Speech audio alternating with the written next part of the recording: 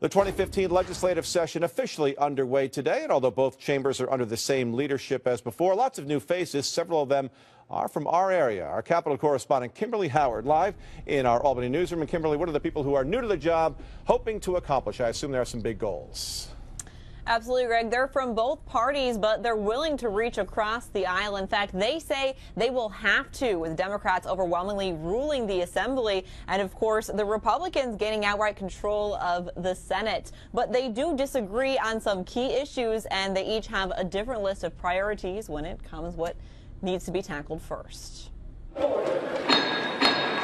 The 2015 legislative session is officially underway, and while both chambers are being led by familiar faces, there are a few fresh faces here to get to work. I'm really thrilled. I am really thrilled seeing my name on the chair. It's a chair she lost the run for the first time around, but now that she's here for the next 2 years, she's focused on restoring funding for state schools, particularly in the rural areas that she represents. I think it's time for the gap elimination adjustment to be restored so that our schools are fully funded.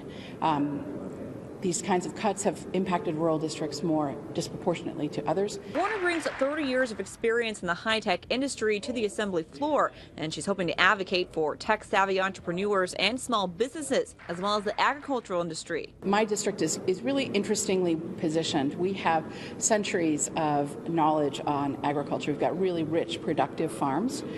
We are also home to the largest chip fab plant in North America. And I think the intersection, the marriage of these two industries represents great potential for our region, but also for New York State. Newly elected Senator George Amador has a different list of priorities. Elimination of the gap elimination adjustment, which is something that I want to work very hard to accomplish, and may be a big issue. He's also hoping to lower energy costs by doing away with the 18A utility tax. And when it comes to women's equality, there's 9 very important points that need to be addressed, and I hope to see them get addressed very early on in the legislative session. For Amador's fellow Republican senator and newcomer Sue Serino, it's all about jobs. It's all about jobs and taxes. When I was going door to door, infrastructure, very important, which will create jobs, and economic development.